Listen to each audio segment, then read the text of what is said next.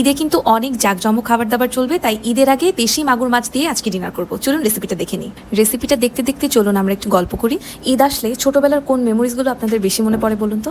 আমার তো মনে পড়ে ছোটবেলায় নামাজের পরেই বাবাদের কাছ থেকে সালামি নেওয়া, গ্রামের ছোট বাচ্চা কাচ্চাদের সাথে ঈদগাহে যাওয়া, সেখান থেকে চুড়ি কেনা, চিপস কেনা, সবাই মিলে মজা করা, এগুলোই মনে পড়ে।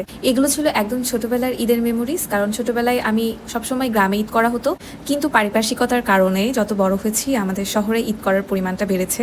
শহরে ঈদ করার মেমোরিজের মধ্যে মনে পড়ে সকালবেলা উঠে বিছানার চাদর বদলানো, মাকে হেল্প করা, এছাড়াও সকাল সকাল শাওয়ার নিয়ে নতুন ঈদের জামা কাপড় পরা, চুড়ি পরা এবং একসাথে সবাই মিলে ঈদের খিচুড়ি আর মাংস খেয়ে সবাই মিলে একসাথে আড্ডা দেওয়া। আর ঈদে মায়ের হাতের সেমাই তো ছিল অসাধারণ অমৃত। ঈদের দিন সকালে আপনাদের বাসায় কি রান্না হয় বলুন তো? আমাদের কিন্তু এই অঞ্চলের দিকে খিচুড়িটাই বেশি খাওয়া হয়, সাথে গরম গরম ঝাল মাংস এবং পেঁয়াজ মরিচ ভর্তা। ছোটবেলায় ঈদের শহরে মেমোরিজগুলোর মধ্যে সবচাইতে বেশি যেটা মনে পড়ে সেটা হলো বিকালবেলা আমরা পরিবারের সবাই মিলে ঘুরতে বেরোতাম এবং শহরের বিভিন্ন জায়গায় ডিজে গান বাজানো হতো এবং সবাই মিলে ছেলেরা মজা করতো, সেটা দেখতেও কিন্তু ভীষণ মজা লাগতো।